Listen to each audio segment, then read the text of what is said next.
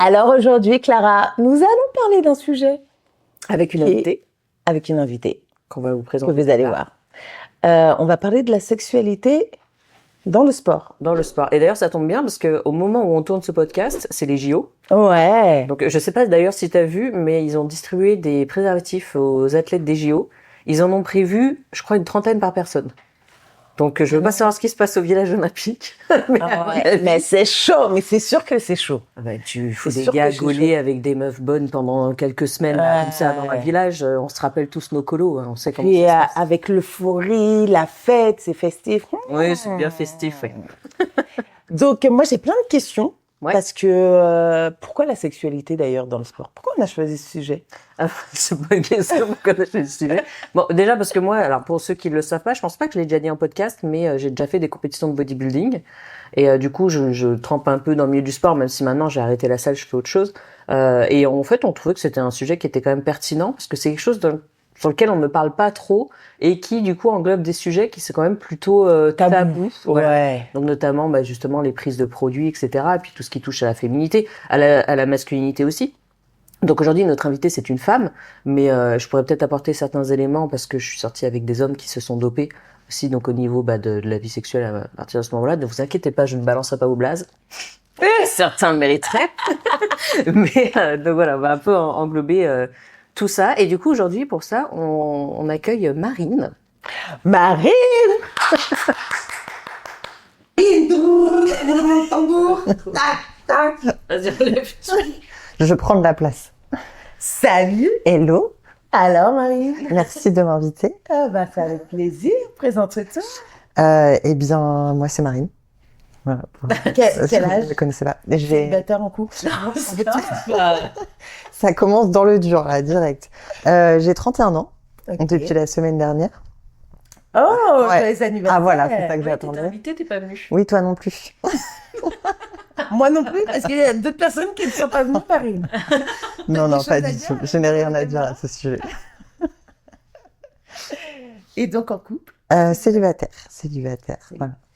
Célibataire. N'hésitez pas à envoyer vos demandes. Alors, photos de face, profil, côté. Quel est ton style? Grand, musclé, sportif. Mais si vous ne correspondez pas à tous les critères, envoyez quand même. On ne sait jamais. C'est toujours le bénéfice du doute. Donc, pourquoi on a fait venir Marine? Alors, pourquoi tu es là? Pourquoi tu es là? Parce que Marine est une amie. Du coup, quand on s'est connus il y a quelques mois, c'est assez récent finalement. On s'est connus l'automne dernier. Et Marine est toujours, elle, dans le milieu de la compétition. Donc, elle est toujours dans le bodybuilding. C'est une athlète figure, c'est ça? Oui, body fitness, oui. Body fitness, oui, ou figure, je crois que c'est similaire. Exactement. Et du coup, je pensais que ce serait pertinent qu'elle en parle parce que tout comme moi, on a été en couple pendant nos prépas. Moi, j'ai connu des préparations donc naturelles où je prenais pas de produits. J'ai connu des préparations où j'ai pris aussi certains produits. Et Marine, c'est pareil. Donc, je pense qu'on a quand même pas mal d'éléments à apporter de ce côté-là. D'accord. Alors, à défaut de paraître un peu nunuche, quand tu parles de produits, tu parles de dopage. Oui. Donc, de dopage. Alors, qu'on soit d'accord. Vas-y. Il existe différentes formes de dopage. Je pense que Marine en saura plus que moi, parce que Marine est aussi docteur en biologie. Je n'ai pas travaillé sur le dopage, mais j'ai quelques principes de bio. Voilà, sûrement mieux sur les molécules, parce que moi, j'étais vraiment, je connaissais pas grand-chose à l'époque. Mais voilà, oui, on parle du coup de dopage, donc que ce soit du coup en pilule, en injectable. Et on a aussi fait des préparations naturelles, donc sans aucun produit. Donc on va aussi parler de la sexualité quand on n'est pas sous produit, en tant que femme en tout cas. Et voilà. Et vous pourrez nous donner votre avis, votre vision des hommes aussi. Oui, sur nos conjoints. Vous avez eu vous avez connu des hommes qui se sont dopés ou pas dopés. Oui, exactement. Et c'est vrai que ça a un fort impact sur la sexualité. En tout cas, ça pas forcément positif ou négatif, mais ça va agir sur la libido, à partir du moment où c'est des hormones que tu t'injectes, donc c'est tout autour de la sphère hormonale, ça va forcément impacter tout ça. Et à ce propos, quand on dit dopage, on parle bien de toute substance qui va augmenter les performances sportives, parce qu'on entend beaucoup de gens dire les protéines en poudre, c'est du dopage, le magnésium, la créatine, les vitamines. Non, tout ça, ça reste des aliments, des macros et des micronutriments qu'on consomme tous les jours et dont on a besoin. Le dopage, ça va vraiment être des produits qui vont venir augmenter ta performance sportive. Donc ça va agir. Synthèse, quoi. Ouais, c'est ça. C'est des hormones de synthèse qui vont agir sur ton métabolisme. Ouais. Et qui vont venir nourrir sur ta physiologie, nourrir un peu plus les muscles ou vraiment augmenter tes performances. On peut peut-être commencer par l'aspect naturel de la chose sans rentrer directement plutôt dans les produits, parce que finalement, comme j'espère toute personne raisonnable, quand on commence le sport et qu'on n'est pas encore à très haut niveau, forcément, on commence par faire des prépas naturellement. Ou sans parler de préparation, parce qu'il y a aussi des gens qui utilisent ce genre de produits sans faire de compétition. Bien sûr. D'accord. On va revenir après, mais pour commencer sur la sexualité et le sport. Bon, comme tu l'as dit, on est en plein JO actuellement. Et juste, moi, je me pose, il y a pas mal de couples. Je pense par exemple à Tony Yonka et Estelle Mosley, qui sont plus ensemble, mais qui ont été ensemble, ou à d'autres couples. Ça vous a jamais... Peut-être que je suis la seule et je suis folle, mais... oui. Questionner en vous demandant, mais parce que c'est des compétiteurs de haut niveau, il y a une pression de malade, quel impact ça peut avoir dans un couple, comment on peut réussir à rester connecté dans son couple. Alors là, c'est vraiment ma vision un peu... Quand les deux sont compétiteurs, tu parles quand on est à fond dans la compétition, parce que vous avez fait de la compétition de haut niveau, vous en faites encore. Au niveau, c'est un grand mot. Quand t'as appelé les championnats d'Europe. Ouais. Oui, c'est vrai. Quand même. Comment, à votre avis, on peut réussir à rester connecté dans ce milieu-là, qui pour moi est un milieu assez,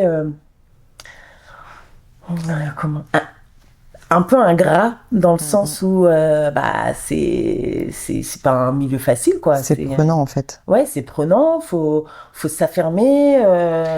Faut reprendre la base du couple. C'est comme tout dans toutes les situations. Si le couple déjà de base n'est pas sain et pas stable, ça va être très compliqué. Et souvent, parfois, quand tu te prépares en couple, là on parle de body parce que c'est ce qu'on connaît le plus, ça va souvent mettre en lumière ce qui ne va pas. Donc si ton couple de base est déjà fragile ou qu'il y a des insécurités, ça va faire qu'amplifier, enfin en tout cas moi de mon expérience, ça ne va faire que les amplifier. Si à la base ton couple il est plutôt solide et que vous avez une bonne communication et que vous mettez pas en compétition, parce que ça peut être assez malsain de se sentir en compétition avec son propre partenaire et de se comparer, etc. Normalement il n'y a pas de problème, mais je sais pas toi Marine, mais moi je connais beaucoup de couples qui n'ont pas réussi à mener à bien leur préparation et qui se sont séparés. Je n'en connais pas. Pour ma part, j'ai fait une préparation alors que j'étais en couple, même 2. Et mon conjoint, à l'époque, a fait aussi une préparation juste après moi. On n'a jamais été en préparation en même temps. D'accord. Mais le truc que je retiens, c'est que j'étais vraiment dans ma bulle, en fait. Et lui aussi dans la sienne, au moment où il faisait sa prépa. Et c'est vrai que le couple est alors, c'est pas qu'il est mis de côté, mais c'est notre compétition et notre préparation qui passe en premier. Et c'est vrai que s'il n'y a pas un lien qui est fort entre les deux, ça peut vite mener à des... Mais parce que je me mets dans le cas de ceux qui nous écoutent et tout le monde n'a pas un conjoint qui fait des compétitions. Ouais. Donc dans ce que tu es en train de dire, moi là tout de suite, je me dis ça peut justement être une force de pas être en compétition en même temps, mais d'être avec un partenaire. Avec un partenaire qui fait des compétitions parce qu'il nous comprend. Ouais, il comprend. Ouais. Il comprend que à ce moment-là, faut être focus, faut être concentré. Je peux comprendre la déconnexion dans les couples où l'autre partenaire ne fait pas de compète ou n'est pas forcément sportif et ne comprend pas que quand il y a des compétitions, on doit être focus. Moi, j'entendais par exemple au JO, les athlètes, ils disaient mais mentalement, c'est un truc de malade en fait. Le focus qui fait. À ce moment-là, ton couple, tu le mets un peu de côté. Tu vois plus l'autre et même, en tout cas en bodybuilding, mais je pense que ça doit être pareil au JO parce qu'il y a aussi ce focus mental. En plus, dans le body, on doit perdre beaucoup de poids, de gras. Donc en plus, on affame notre corps, on est très fatigué, on est à cran. Et ça rajoute une composante dans le sens où on n'est pas vraiment dans notre état normal aussi. Et donc on a des comportements qui nous ressemblent, qui peuvent ne pas trop nous ressembler. Et l'autre personne en face peut ne plus nous reconnaître, ne pas comprendre comment on agit. En plus, on ne s'occupe plus du tout de lui. Et donc c'est sûr que ça peut créer une dissonance. C'est vrai qu'avoir quelqu'un qui l'a déjà fait, ça facilite le truc. Ouais, Et parce qu'il sait et il comprend. il n'a jamais fait de prépa en même temps que son partenaire. Moi, j'en ai déjà fait une avec mon partenaire actuel. Donc on était en sèche en même temps, on a fait la même compétition. Pour nous, ça s'est très très bien passé. Mais on avait une excellente communication. C'est-à-dire qu'à la fin, c'était même drôle parce qu'on se disait... Je t'aime, mais vraiment j'ai la flemme là, tu vois. Donc c'était vraiment. Laisse-moi. Et en fait, voilà, c'était ça. Mais on se le disait quand même, tu vois. C'est-à-dire que même si on y reviendra plus tard, au niveau de l'intimité, forcément il se passait plus grand-chose parce que t'es fatigué, tout ce que tu veux. On se le verbalisait quand même parce que c'était important de le dire. Je t'aime, y a pas de souci, mais je suis fatigué. Et lui aussi était dans le même état, donc il disait oui. Je comprends, moi aussi je suis fatigué, je t'aime, mais là, j'ai besoin de me poser sur WoW dans ma chambre, je peux prendre 3 heures. Et moi, je regardais ma série, et vraiment, en fait, tu sens quand t'as atteint un stade où t'es un peu énervé, fatigué, t'as faim, il vaut mieux chacun faire ce qu'il a envie de faire, mais on se dit quand même qu'on s'aime, tu vois. Nous, c'était important de le faire. Ça veut dire que tous les athlètes au JO, qui ont eu une préparation de dingue, ils n'ont pas eu de relation sexuelle. Chaque personne est Ouais. Non, faut pas. Je pense que ce serait trop généralisé. Il y a une différence. En tout cas, pour ma part, il y a une différence avec et sans produire. Parce que notre première prépa avec mon conjoint, on était tous les deux naturels. Donc, il n'y avait aucun produit apporté. Et là, forcément, en plus, quand vous êtes une femme, on n'est pas faite pour perdre du gras. Enfin, pour être vraiment sans gras. Parce que tout notre système hormonal est régulé par notre masse grasse. Et du coup, forcément, puis même physiquement, on n'a plus de poitrine, on n'a plus tellement de forme, on perd un peu de fessier. Donc, déjà, nous, quand on se regarde dans le miroir, on se trouve pas ouf. Ouais. Et ça, c'est un truc aussi. C'est ça. Le moment où j'ai le plus détesté mon corps, c'était en fin de compétition, en fin de préparation, alors que t'es censé monter sur scène et être le moment le plus. Mais non, après, sur scène, t'es maquillée. Oui, c'est pas pareil. Le package final. Feu, donc ça fait, tu vois, mais quand on se démaquille le soir et qu'on enlève notre bikini, je peux dire que c'est pas beau du tout. Et du coup, en fait, t'as l'image de toi qui est pas folle, en fait. Tu sens beaucoup moins féminine qu'avant. Tes taux hormonaux, ils sont crachés. Moi, je sais que je perdais mes cheveux beaucoup, parce que j'étais très basse en calories. Donc, t'as plus de règles. Voilà, ma libido, elle était à 0, tu vois. Et mon conjoint, c'était plus ou moins pareil. Alors, les hommes, c'est un peu différent parce que ils sont faits pour faire de la masse. C'est beaucoup plus facile pour eux. Enfin, facile. C'est beaucoup plus naturel, entre guillemets, pour eux de perdre du gras, d'être naturellement un peu plus sec. Donc, même si sa libido, elle était aussi très très basse à ce moment-là, c'était quand même un peu différent pour lui, mais il se passait plus rien. Et franchement, les rares fois où on a essayé de faire quelque chose, on tombait en hypoglycémie pour 5 minutes, et ça nous est déjà arrivé de commencer à se dire, finalement, on va peut-être arrêter là, parce que je vais tomber dans les balles. Ouais, à ce point-là. Ouais, non, mais, et je suppose que aussi, le fait de ne pas aimer son corps, avec la sexualité, en tout cas, le lien que je fais, c'est que c'est difficile. Nous, on a besoin de lâcher prise pour être, pour augmenter notre plaisir, augmenter notre désir. Et si on s'aime pas, en fait, on peut pas lâcher prise. C'est très paradoxal parce que on aime notre corps, mais d'un point de vue sportif. C'est ça. On le trouve beau, on le trouve sculpté, on se dit ok, on atteint. Mais en fait, on occulte complètement la partie sexuelle. Ouais, c'est ça. Tu vois plus ton corps de la même manière. Parce que moi, je sais qu'à la base, j'étais quand même quelqu'un d'assez pudique. Pourtant, je me suis pas posé une seule fois la question de me dire que j'allais monter sur scène en string et devant tout le monde et qu'il allait y avoir une quelconque pudeur. C'est bien un instrument, quoi. Ouais, c'est ça. C'est ton travail que tu montres, en fait. Au même titre que n'importe quel autre. Et à quel moment tu switches tu reviens, tu te réappropries ton corps? Je pense, dans l'autre sens. Alors, moi, je pense que tu fais des allers-retours un petit peu. Bien sûr que quand t'es en prépa, tu vois ton corps que de cette façon, mais il y a aussi le fait d'être habillé avec ton bikini, que ce soit ton bikini de posing ou ton bikini de scène, les talons. Quand t'as tout l'appareil, en fait, c'est comme si, même si t'es nu, c'est comme si tu mettais un costume finalement. Ouais. Et du coup, c'est un peu différent. Et quand t'es dans la vie de tous les jours, ou que t'es par exemple en maillot de bain sur la plage, je serais beaucoup plus pudique que sur scène devant tout le monde.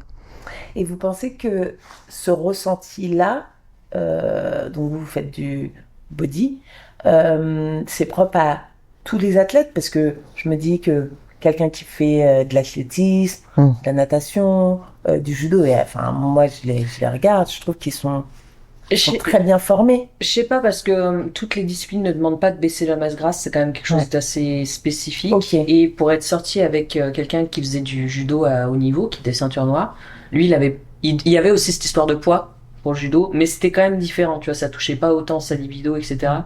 Donc c'est quand même un peu différent, mais il y a quand même, je pense qu'il y a quand même ce côté commun à toutes les disciplines qui, quand tu t'approches de la date, de toute façon, t'es tellement focus que tu vois plus que ton corps comme un instrument pour réussir à gagner ta compétition, en fait.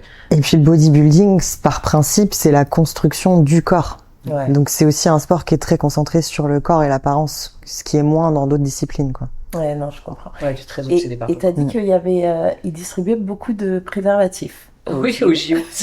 Du coup, ce qui est assez bizarre. Mais je pense que c'est pour l'après. C'est pour l'après, ouais. Ah ouais, Après. ouais, le moment où la pression redescend et où la Parce libido que- monte. Concernant le bodybuilding, alors je sais pas toi, Marine, mais je trouve que là où ton corps est le plus beau, c'est genre 2-3 semaines après ta compétition, parce que tu remanges, forcément, mais en même temps, tu reprends pas tout de suite du gras. Donc en fait, tes muscles ils redeviennent pleins, et en fait, tu retrouves un peu tes courbes, mais en même temps, t'as plus de gras, donc t'es tonique, et franchement, c'est là où t'as plus d'énergie aussi. T'as toutes tes hormones qui remontent, donc, enfin, si les choses sont bien et que t'as pas craché, évidemment. Et là, par contre, t'as un pic, moi, de confiance en moi 3 semaines après ma complète qui... Donc là, Moi, je n'ai pas trop vécu ça parce qu'au moment où je suis sortie de compétition, mon conjoint est rentré dans la sienne. Donc en fait, on s'est croisés, on a dû faire, un resto ensemble et c'était le dernier. Donc on a passé presque 1 an où il y avait soit l'un soit l'autre qui était dans un process de prépa. C'était moins présent. C'est sûr que les rapports étaient moins fréquents. Ouais. Et tu sentais vraiment que quand c'était ta préparation, ça venait de toi, et quand c'était sa préparation, ça venait de lui. Ou T'étais naturelle là? Oui, ouais. j'ai toujours été naturelle pour mes compétitions.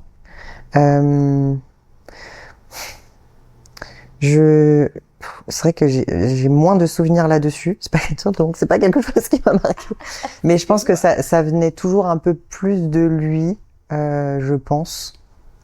C'est vrai que dans toute cette période-là, j'étais moins, même finalement l'après-compétition, j'ai pas eu un regain de libido très important. Mais t'as eu des soucis hormonaux aussi, non? En fait, ouais, j'ai jamais eu des hormones qui étaient avant ça, j'ai eu des problèmes, des troubles alimentaires. Donc j'ai été à un poids très très bas, j'ai fait de l'anorexie, de la boulimie, et donc mon cycle hormonal s'est totalement arrêté.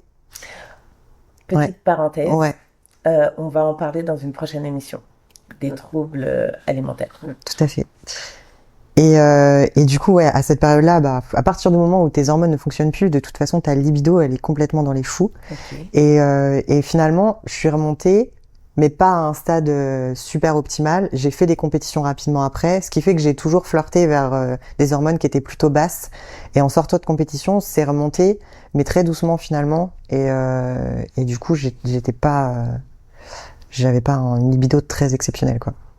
Ok. Ce sport, ça t'inhibe quand même beaucoup au niveau de ta sexualité, je trouve. Et moi, j'aimerais en venir du coup au dopage, parce que j'y connais rien. Je pense que je suis la seule entre nous trois qui ne connaît rien. Et déjà, merci d'en parler, parce que je pense que c'est un sujet qui est assez tabou. Et c'est devenu moins tabou pour les hommes récemment, avec les réseaux sociaux. Les femmes, ça commence dans le bodybuilding. Hein, okay.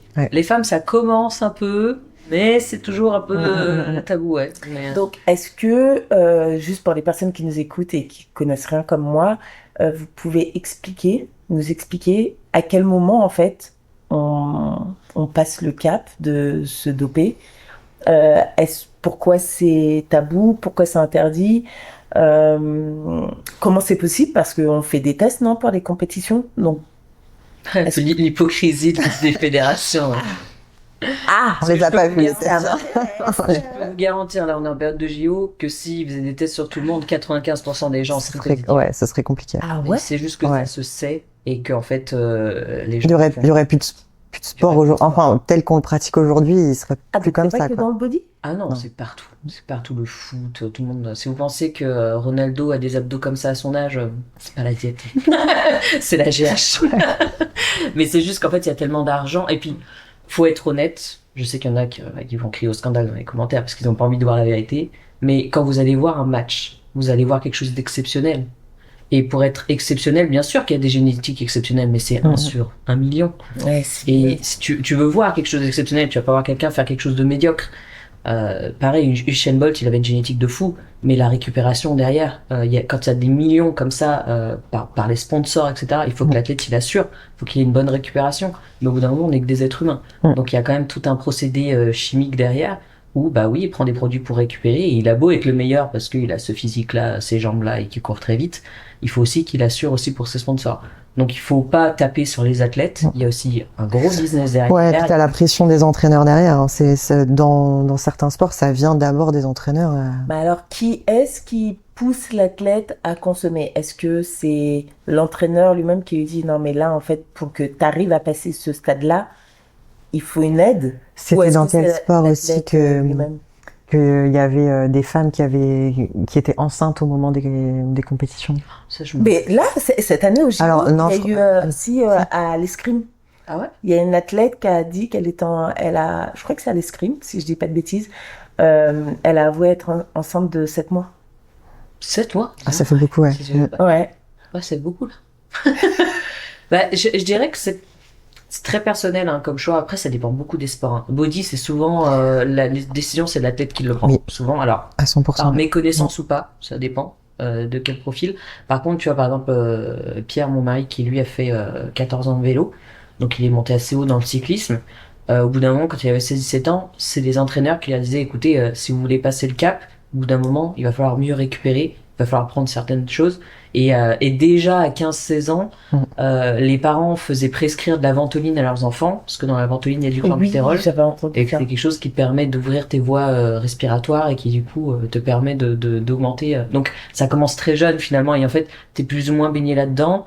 Après je pense comme encore une fois il faut pas taper sur les athlètes parce que bah c'est leur passion, c'est leur vie et Bien que bah sûr. si t'es encadré évidemment il y a des risques mais il y a pas plus de risques que si tu fous une murge tous les week-ends et que tu fumes 3 paquets par jour.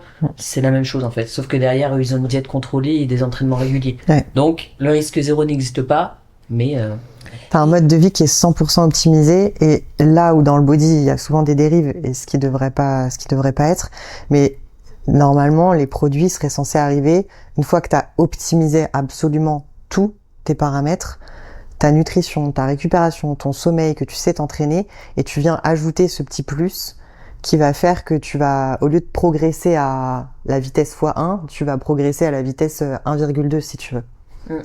c'est pas magique. Hein. Ok, mais alors moi ce que je comprends pas c'est que je vais encore parler des jeux parce que c'est là. Ils ont dit que ils avaient les contrôles étaient super stricts, tout le monde était contrôlé. Donc comment expliquer qu'il y ait des contrôles? Pourquoi un tel est sanctionné, est disqualifié parce qu'il s'est dopé et pas un autre? Enfin, je ne sais pas si vous avez la réponse à tout ça. Je sais pas comment ça se passe au JO, mais déjà, c'est pas parce qu'ils disent qu'il y a des contrôles qu'il y a vraiment des contrôles et qu'il y a des contrôles sur tout le monde. En tout cas, dans le body, par exemple, au championnat d'Europe, il y a des contrôles sur les premiers de chaque catégorie. Les autres, ils passent à la trappe. Après, il y a d'autres fédérations où c'est différent, mais des fois c'est aléatoire et parfois même t'as des contrôles après. Ou tu vois après les compétitions. Mais ça veut dire que le premier de chaque catégorie de la catégorie, il s'est dopé. Alors, Oui. Non mais désolé hein, il y en a qui regardent le Tour de France, ça va leur parler. Ouais. Souvent, quand le gagnant passe la ligne, tout de suite, il est attrapé par une espèce d'équipe de personnes et il est tout de suite emmené dans une tente pour faire un examen urinaire pour justement le contrôle antidopage. Cela dit, l'échantillon d'urine, comment il est traité et par qui, c'est là en fait que ça arrive. C'est-à-dire que on connaît tous Armstrong qui a gagné je sais pas combien de Tours de France, qui au final 20 ans plus tard, ils se sont dit non en fait il était dopé, pourtant il a passé les tests. Donc après évidemment il y a aussi plein.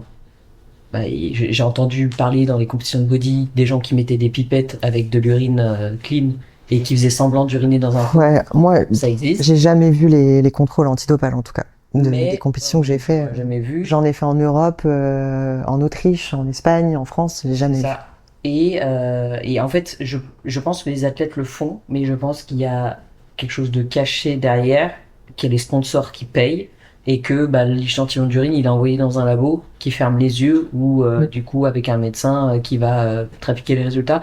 C'est hyper courant et c'est normal parce que si tout le monde était alors après tu vas me dire oui mais il y en a du coup qui sont dénoncés qui sont positifs au dopage. Je pense tout simplement que le chèque est pas assez gros et qu'il n'y a pas assez de personnes pour les couvrir, tu vois. C'est horrible, mais ou c'est de la dénonciation d'autres équipes, il y a beaucoup de politique là-dedans. Ouais.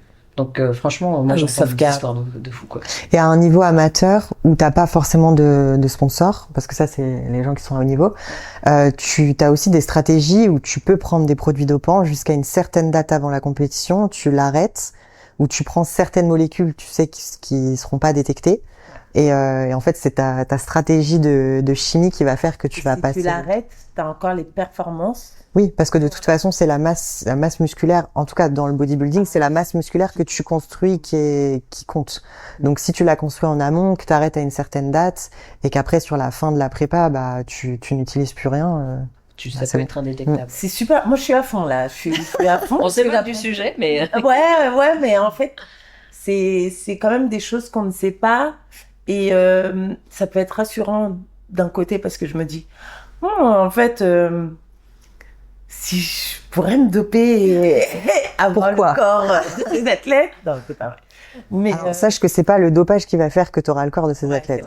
C'est l'entraînement en fait. C'est comme disait Clara, il y a rien de magique. Moi, ma première cure que j'ai faite, il s'est rien passé. Rien passé. Ah ouais? Rien du tout. Pourquoi? Je pense que l'entraînement derrière était pas bon. Pourtant, j'ai très bien progressé naturellement et cette période-là, quand j'ai commencé, j'ai pas progressé. Ou alors j'ai progressé un peu, mais après j'ai fait je pense que j'ai pris trop de gras peut-être, et après j'ai fait une sèche, et à l'issue de la sèche il restait rien, donc c'est peut-être la sèche qui a été mal gérée. Mais à côté de ça, je continuais à m'entraîner tout aussi intensément, je continuais à manger ma diète tous les jours, à faire mes pas, aller au resto une seule fois par semaine, pas plus. Ouais, puis parfois il faut trouver les molécules qui te correspondent aussi. Aussi, ouais, et le dosage, et ça a rien changé. Donc, ou, tu vois, qui vont à certaines personnes ou d'autres non. Donc il y a rien absolument de magique, sauf si tu commences à prendre des dosages très élevés. Donc ça va plus se voir chez les hommes, chez les femmes. Si tu veux rester une femme, vaut mieux pas. Et sauf si tu prends des dosages très très élevés très vite, là oui, tu peux voir une diff sur plusieurs mois qui est impressionnante, mais t'as un gros risque pour ta santé aussi. C'est quoi les risques du dopage? C'est quoi les effets secondaires du dopage? Chez les femmes ou les deux, si vous connaissez chez les hommes aussi. Chez les femmes, il y a la virilisation. La virilisation, après. Donc, mâchoire qui se développe, une voix qui change, les poils le clitoris qui augmente. Les poils, ouais. Le clitoris qui augmente, oui. Ouais. C'est comme quelqu'un qui change de genre. Hein. Donc, oui, parce que tu prends des dérivés de testostérone, finalement. Voilà, c'est que de la testo? Non. Okay. Non, t'as des hormones de croissance, t'as des molécules qui vont te faire perdre du gras, t'as différents cercles de dopage. Et puis les hommes, les risques aussi, c'est je vais arriver, les problèmes érectiles. Après, ouais, ça c'est toute la sphère sexuelle, mais après t'as aussi beaucoup de risques sur ta santé, sur ton foie, sur tes reins, sur tout ton profil lipidique, enfin absolument toute ta santé en fait, de manière générale. Et donc, je suppose que avec tous ces effets secondaires chez les femmes, leur cycle, il est complètement... Le cycle hormonal? Bah ouais, elles ont encore leurs règles, leur menstruation. Ça dépend. Il y a des femmes qui conservent leurs règles pendant leur cure. Moi, pour ma part, elles s'arrêtent. Mais comme on l'a dit tout à l'heure, j'ai pas un cycle qui est très très fort. Mais il y a quand même des femmes qui conservent. Toi, t'avais conservé tes règles? Oui, elles s'étaient arrêtées juste 2 mois avant ma compète parce que j'étais très basse quand même en masse grasse, mais sinon tout le reste, je les avais retrouvées je crois que je les avais retrouvées même le jour même de ma compétition. Ah oui. Parce que j'avais remangé, parce que juste avant de monter sur scène, on remange en fait pour re-remplir nos muscles, et en fait, je pense que mon corps s'est dit trop cool. Et en fait, j'ai eu mes règles le jour de ma compète. C'est génial. C'est pas souvent ça que ça arrive. Mais alors, sans parler de chimie, mais il y a des nanas, même beaucoup, et moi ça m'est arrivé, qui perdent leurs règles lors de leur compétition sans prendre aucun produit. Juste le fait d'être en déficit calorique et d'avoir des apports qui sont très bas va faire que ton corps se met dans un mode un petit peu économie d'énergie et tu n'as plus tes règles. Et Clara, je ne sais pas si tu as la réponse à cette question, mais Euh, avec tous ces... Moi, je vois des règlements hormonaux, donc forcément, je fais le lien avec les maladies liées aux hormones. Est-ce qu'il y aura un plus gros taux de cancer, par exemple, de cancer du sein, cancer de l'utérus, toutes ces maladies un peu qui peuvent être hormonales? J'aurais tendance à dire que on est tous avec des interrupteurs génétiques, ce qui fait que dès la naissance, tu vas être programmé ou pas pour être plus sensible à développer certaines maladies ou pas, que ce soit auto-immune, cancer, etc. Le risque, c'est que prendre les produits, ça peut allumer ces interrupteurs. Mais c'est une épée de Damoclès qu'on a tous au-dessus de la tête, on a tous un terrain génétique différent. Donc il y a des gens à qui il va rien arriver du tout. Il y a des gens à qui bah malheureusement les produits ça va le déclencher. Donc c'est un pari en fait. Après honnêtement, on associe beaucoup le dopage au cancer, etc. Faut savoir aussi que ça concerne souvent des gros bodybuilders qui sont en état d'obésité, parce que même s'ils sont très musculaires, ça reste de l'obésité pour C'est le un corps. stress pour le corps. Voilà, Ouais. ils font 130 Un kilos, stress énorme. ils respirent pas bien, ils font souvent de l'apnée du sommeil, ils mangent beaucoup, donc les organes sont soumis à un stress très très fort. Donc par-dessus ça, tu rajoutes des hormones. Il n'y a pas que les hormones. C'est pas un sport santé, quoi. Ouais, c'est pas un sport Alors, santé. enfin, à ce niveau-là. Voilà. Après, si tous les bodybuilders mouraient d'un cancer, ça se saurait. Ouais, Donc c'est c'est aussi un mythe qu'on a autour de ça. Mais voilà, faut vraiment se dire, c'est pas parce que tu vois un bodybuilder mourir d'un cancer ou même d'autres en choses. généralité. Qu'il en aurait pas généralité, déclaré, parce qu'il y a ouais. tout autour. Et aussi, juste revenir à ça, parce que oui, les produits, ça peut déclencher des risques. Enfin, je dis oui, mais non, en fait, on n'en sait rien. On n'en sait rien du tout. Mais ça peut être une hypothèse, on va dire, le coup des interrupteurs, etc. Mais en fait, on prend finalement de la chimie sur des périodes très courtes de notre existence. Et dans ce sport, quand même, l'idée, c'est d'optimiser ta santé de manière générale. C'est-à-dire qu'on mange de manière très saine, on boit pas d'alcool, on ne fume pas, on prend des compléments alimentaires, des vitamines, des minéraux, on mange à heure fixe, on a un très bon sommeil. En fait, on essaye d'atteindre la santé parfaite pour que notre corps soit dans les meilleures conditions pour prendre de la masse musculaire, parce que le fait de prendre de la masse musculaire, c'est un effort pour le corps. Il ne le fera pas si il lui manque de l'énergie quelque part ou s'il y a un souci sur ta physio, par exemple. Donc oui, on va dire que ça contrebalance les risques. Oui, tu rajoutes un petit risque peut-être avec les produits, mais à côté de ça, t'as tellement un mode de vie qui est sain que ouais, ça équilibre les choses. Et chez les hommes? Pour les effets secondaires, ouais. Il y a de l'impuissance souvent, ça peut être souvent. Il peut y avoir de l'impuissance parce que forcément quand un homme prend de la testostérone synthétique pendant une certaine période, son corps devient feignant, il arrête d'en produire. Et en fait, quand il arrête la testo synthétique, s'il fait pas une espèce de relance derrière, son corps ne va plus synthétiser de testostérone et forcément, il y a plus d'érection. Donc, c'est pas tout le monde, ça dépend aussi des dosages, ça dépend des gens, c'est très relatif à chacun. Donc, il y a ça, et il y a aussi, alors, il y a un gros mythe qui dit, qui inquiète souvent les femmes d'ailleurs quand leur conjoint prend de la testostérone, qui dit oui, ça rend les hommes violents, ça rend les hommes infidèles. Alors, on va se calmer, on va se calmer. Alors, ça s'est vérifié chez moi. Mon ex stupide, vous vous souvenez de l'autre épisode, prenez des produits. Mais, en fait, je trouve que ça ne fait qu'exacerber la personne que tu es déjà. C'est comme si ça a augmenté tes traits de caractère, parce que ça a de la testostérone. Comme quand tu consommes de la drogue. Voilà, exactement. Donc, si à la base, t'es un débile, tu vas devenir un super débile. Si à la base, t'es déjà un peu infidèle, tu vas devenir un super infidèle. Donc voilà, c'est aussi quelque chose, quand tu prends des produits, il faut quand même que tu sois stable dans ta tête, que tu sois quelqu'un de stable dans ta vie tout simplement, et ce qui n'est pas le cas de beaucoup de gens dans le milieu du bodybuilding.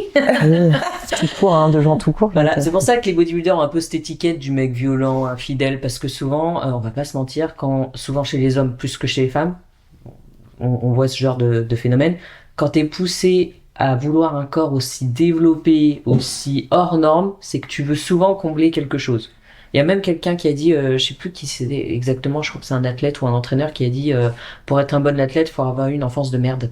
Mais en fait, c'est un peu ça, parce que du coup, en fait, t'as la niaque. Voilà. Et souvent aussi chez les femmes, on voit beaucoup de femmes qui ont souffert de TCA, qui vont ensuite dans le bodybuilding, parce que ça reste une certaine forme de contrôle. Je pense que tu peux en parler. Alors des fois c'est sans, des fois ça ne l'est pas. Mais voilà, c'est pour ça aussi qu'il y a un peu de dérive dans le milieu du bodybuilding, parce que t'as toujours une espèce de passif derrière qui fait que quoi. Puis c'est un sport où il faut avoir quand même une mentalité, je veux pas dire particulière, mais un petit peu quoi. Oui, socialement c'est quand même compliqué. Dopage ou non, c'est... Voilà. Et dans le sport en particulier ou dans le body? Bah, moi je peux parler du body parce que j'ai pas tellement fait d'autres... Enfin si, j'ai fait d'autres sports mais pas au milieu compétitif, donc ça je pourrais pas te dire. Mais quand tu parles de cette mentalité qu'il faut avoir, tu parles de quelle mentalité? Une mentalité où t'aimes contrôler les choses, où t'es discipliné, très discipliné finalement. Moi, franchement, je le mets dans tous les sports. Dans tous les sports, oui, bien sûr. Faut que tu ailles à ton entraînement, faut que t'aies le mental, faut que tu acceptes de voir aussi tes faiblesses, de travailler sur tes faiblesses, de comprendre ta santé mentale.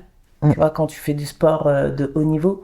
Donc, là, comme ça, je pense que c'est quand même à appliquer à tous les sports. Dites-nous en commentaire s'il y a des sportifs qui regardent ce podcast, si vous faites de la compétition dans un autre sport que le bodybuilding, même le bodybuilding, hein, et dites-nous si pour vous vous retrouvez dans ce discours-là. Dans ce qu'on est en train de raconter. Que ça aidera aussi d'autres personnes qui vous liront, de se dire ok, bah, je me retrouve là-dedans, c'est peut-être normal, ou peut-être de voir les choses avec un peu plus de recul. Ouais.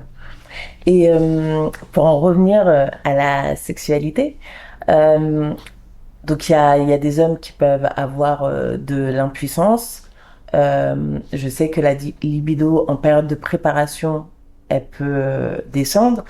Mais en dehors de ça, si on ne prend pas du dopage dans le sport, est-ce que la sexualité est-ce que le sport peut favoriser la bonne sexualité? Parce que moi, je sais que souvent, mes patients, je leur dis, je fais leur ligne de vie et je regarde s'ils sont plutôt sédentaires, s'ils sont plutôt, ils bougent plus parce qu'on sait que faire du sport, avoir une activité sportive, ça favorise les hormones aussi. Enfin, c'est un peu paradoxal ce qu'on dit parce que...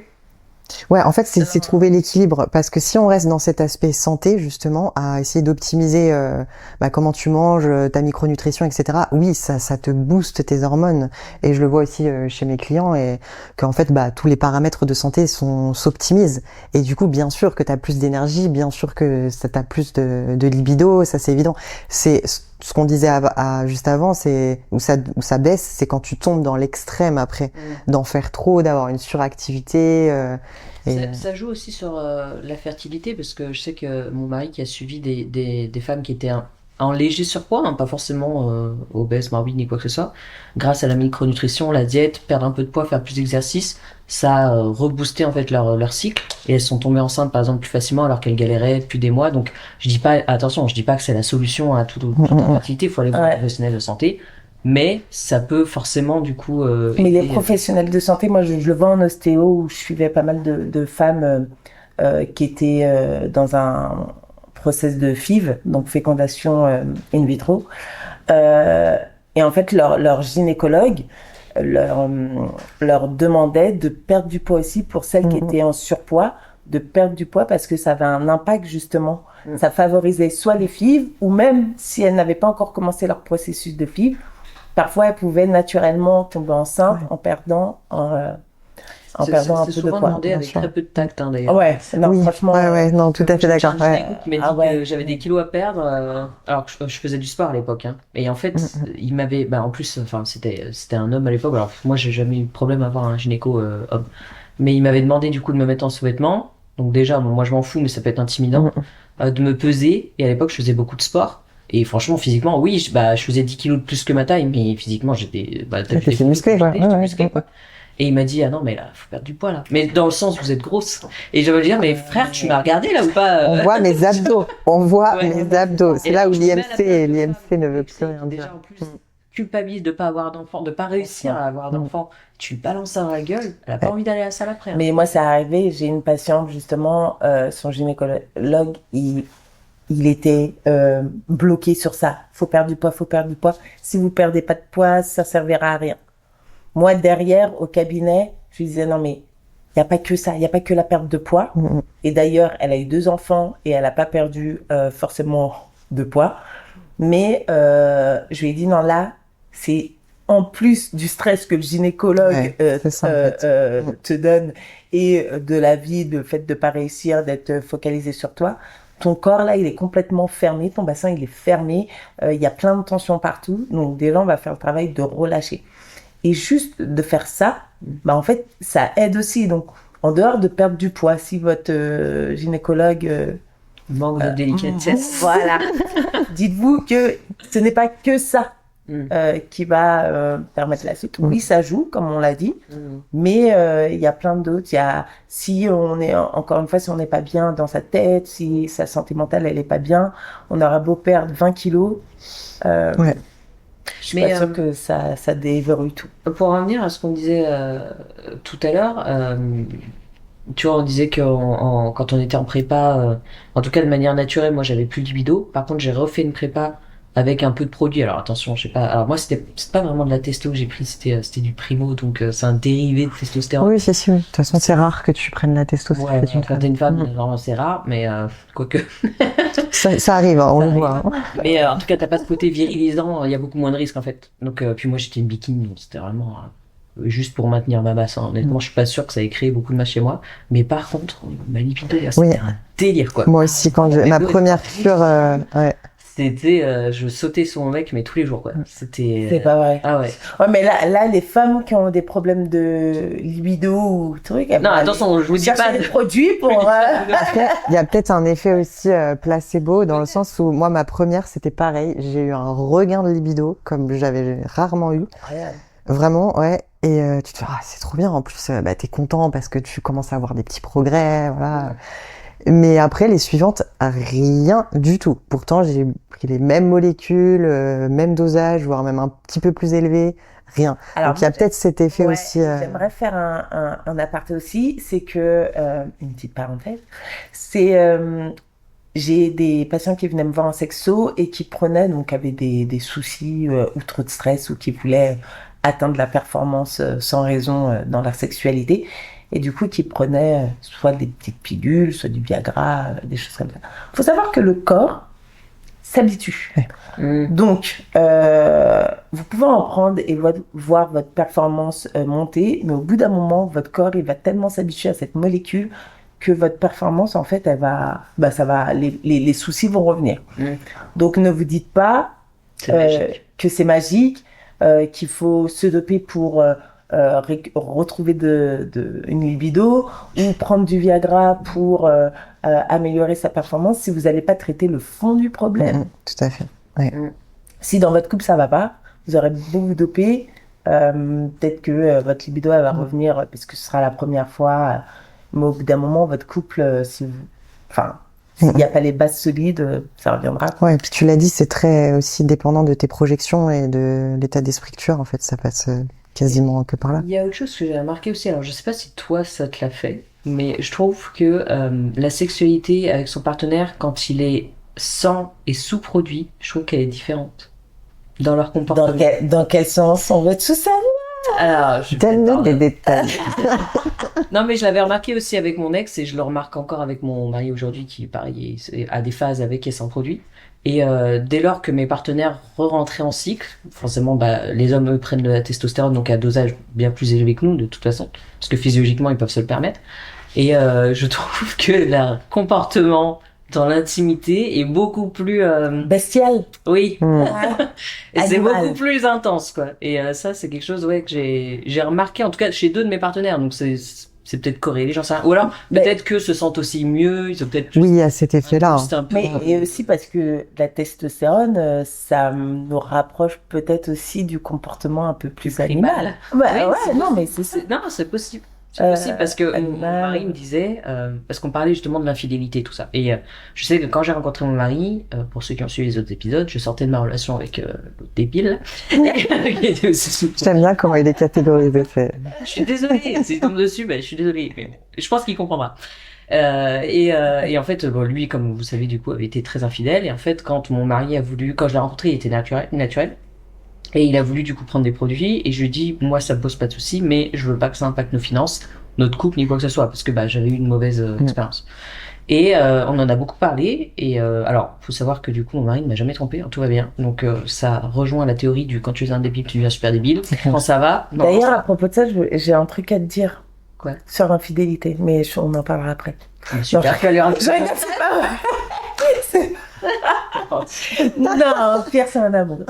Et du coup, on parlait de ça, et en fait, je lui disais, mais est-ce que c'est vrai que toi, quand t'es en cure, par exemple, je sais pas, tu regardes peut-être plus les autres femmes, ou tu sais, enfin, vraiment, j'étais curieuse, tu vois. Et en fait, il m'a dit, bah, sous certaines molécules, il me dit, c'est vrai que j'ai une libido de fou, quoi. Il dit vraiment, je bande 14 fois par mois. Mais il dit, en fait, il dit, là, je pense que la différence, il me dit, c'est que moi, bah, je suis épanouie sexuellement avec toi, que je t'aime, que je te trouve attirante, et du coup, j'ai pas envie d'aller voir ailleurs. Il dit, mais par contre, c'est sûr que quelqu'un qui a un peu plus tendance à, voilà, à aimer le regard des autres, à vouloir aimer un peu le flirt, bah, il dit, franchement, il dit, je peux comprendre, il dit, attention, ça justifie pas, mais je peux comprendre que du coup, ça bascule dans l'infidélité. Il dit, parce que même moi, sous produit, j'ai beau t'aimer, te trouver attirante, tout ce que tu veux, si je te vois une jolie fille dans la rue, je vais avoir une pulsion comme ça où, tu vois, il a envie d'aller la voir et de la pécho, tu vois, mais il dit si j'avais pas de morale, il manquerait rien, tu vois. Donc je pense quand même que ça joue sur ce côté un peu primal de la sexualité. En tout cas, c'est ce qu'il m'a dit, je sais, je m'applique pas à tout le monde, mais on en revient à ce qu'on disait tout à l'heure. Si les fondations de ton couple ne sont pas bien, ne sont pas solides, en fait, tu fonces dans un mur. Tu fonces dans un mur parce que ces variations hormonales auront un impact. Et faut savoir, pour pouvoir les gérer en tout cas, faut connaître les faiblesses de ton couple, faut pouvoir communiquer parce que c'est pas donné à tout le monde de pouvoir dire à son mari non mais lui poser la question. Ouais, bien sûr. Et moi, nous, vous êtes très libres tous les deux pour avoir vécu avec eux pendant un mois. Alors non, je n'ai pas assisté. Pas libre dans ce sens-là, mais vous communiquez beaucoup sur des choses que je sais que moi, avec mon ex, par exemple, je lui aurais dit des choses comme ça. Mais la communication, c'est la base. Ouais. Et c'est pour ça que si votre couple, vous n'arrivez pas à communiquer, n'allez pas poser des questions où vous n'êtes pas capable d'écouter les réponses, c'est ça. d'entendre les réponses. Je veux rassurer les femmes, parce que ça se trouve, il y a des nanas qui vont dire, mon Dieu, mais du coup, mon mec, ça se trouve, il pense ça. Alors, écoutez. Pour en avoir parlé, je vais essayer de vous transmettre un peu de la confiance que j'ai dans mon couple. Je pense que c'est assez similaire. Je sais pas, mesdames, soyons honnêtes 2 minutes. Alors après, moi je suis comme ça, mais je sais pas si on est tous comme ça. Mais par exemple, je sais que moi, en période d'ovulation, phase folliculaire, je pourrais me frotter à n'importe quoi. Je ne le fais pas parce que je sens que tu es fertile. Alors, je suis prête à être féconde. On va peut-être expliquer à quelle période est cette phase folliculaire. C'est ovulation, c'est 12-13 jours, non? Ouais, avant 14, et après. après. Ah oui. Après? Avant. Bah, ça revient au même. J'ai mon application, si c'est 20, je regarde. Si c'est 20. Mais c'est à votre période d'ovulation. Regardez cycle. Moi, je traque mon cycle en fait, donc je sais quand j'ovule et de toute façon je le sens. Et j'ai aussi ces pulsions. Alors je pense à moindre mesure que quand t'es sous hormones de synthèse évidemment, où vraiment genre, enfin, j'aime mon mari, tout ce que tu veux, mais forcément, bah, je me trouve plus attirante. Quand tu sens le regard de quelqu'un, bah, c'est beaucoup plus, ça te fait beaucoup plus ressentir la chose. Donc je me mets à sa place et je comprends ce qu'il veut dire quand il dit j'ai ces pulsions là. Si j'avais pas de morale, j'irais voir ailleurs, tu vois. Et si je ne t'aimais pas, j'irais voir ailleurs. Donc voilà, c'est vraiment pour vous dire que c'est humain. Je sais qu'il y a des couples qui sont pas prêts à avoir ce genre de discussion. Mais le dire, ça ne veut pas dire oui, vas-y, trompe-moi. Pas du tout. Au contraire, je trouve même que c'est hyper sain d'en parler. Et que, bah, on reste des êtres humains avec des hormones, des cycles et puis des envies. À la base, on est des animaux, que vous l'aimiez ou pas. Maintenant, il y a la société, les codes, l'amour, tout ce que c'est, la monogamie, tout ça. Mais voilà, faut pas avoir peur aussi de ces envies-là. Il faut que ça reste des fantasmes. Si vous êtes dans un couple, évidemment, monogame. Mais voilà, faut aussi l'exprimer. Je pense que c'est sain de le faire. Parce que du coup, dans ces phases-là, vous pouvez tester peut-être plus de choses sympas avec votre partenaire. Et sans inclure quelqu'un d'autre, hein, attention. Mais voilà, peut-être que du coup, comme vous êtes dans cette phase, vous avez pas ou pas, parce que bien sûr. Mais bon, nous c'est pas notre cas. Malgré Marine jusqu'au. Ouais, j'ai essayé, mais j'ai pas réussi. J'ai toqué à la porte. Non, mais ça peut ouvrir à des discussions et à des expériences cool, quoi. On pourra faire un épisode 2. Si vous en voulez un épisode 2, encore une fois, dites-le dans les commentaires. Ouais, on pourrait vous faire une partie 2 avec Marine ou avec quelqu'un d'autre. Hein, Merci en tout cas Marine, franchement. Mais merci à vous. On peut te retrouver où? Tu veux dire là, professionnellement? Ouais, oui, parce que là je suis là. Tu veux que je donne ton adresse, c'est ça? Non. Où est-ce qu'on peut te retrouver? Alors sur Instagram, j'ai un compte Instagram. Est-ce que j'ai pas dit ce que je faisais? Oui, c'est vrai. Oui. Qu'est-ce que tu fais? Eh bien, je suis coach en ligne. Donc, j'accompagne les gens qui veulent perdre du gras, prendre de la masse musculaire, optimiser leur santé grâce à la musculation et à la nutrition. Voilà. C'est quoi ton Insta? On va le marquer en bas. Ouais, mcharrier.coaching. Ok. Et Clara, est-ce que on peut retrouver des petits conseils pour ceux qui font du body? En fait, autant en profiter hein, s'ils nous écoutent et que vous faites du body. Il y a ton mari qui est coach également. Oui, Pierre tiré du bas LESR sur Insta, qui Ouais. travaille avec Marine d'ailleurs. Qui travaille aussi en en collaboration. collaboration. Ouais. On va le mettre en bas. Donc n'hésitez pas à aller parce que moi je trouve qu'il y a quand même des pépites. Pour avoir été dans la sphère médicale, vu que j'ai été ostéopathe et que je suis sexothérapeute, il y a de très très bons conseils pour ceux qui veulent en tout cas commencer. Et puis maintenant, Pierre et Marine travaillent ensemble, donc ils créent aussi du contenu qui est un peu plus axé aussi pour les femmes, parce que Pierre avait remarqué qu'il y avait assez peu de contenu. Ça manque. Ça manque. Okay. Donc Marine est vraiment là-dessus maintenant. Donc voilà, si vous voulez un peu plus d'infos de ce côté-là, justement, tu as fait justement des formats courts sur les cycles, etc., s'entraîner pendant ces cycles. Donc voilà. Ah, génial. C'est le but de cette année, de donner aux femmes le contenu qu'elles méritent, c'est clair. Avec moins de tabous. Et n'oubliez pas que le plus important, c'est de consolider votre couple, de communiquer dans votre couple. On sait que ce n'est pas facile, que ce n'est pas inné, que ça se travaille. Et là, c'est un peu mon rôle. Je suis là pour ça, pour vous aider à travailler sur la stabilité, la force, la connexion dans votre couple et dans vos relations. J'espère que vous avez aimé ce podcast. On se retrouve très vite. Merci Marine. Merci à vous. Et merci de nous avoir écoutés. Oui, à bientôt Clara. À bientôt. Bisous, bisous. Ciao.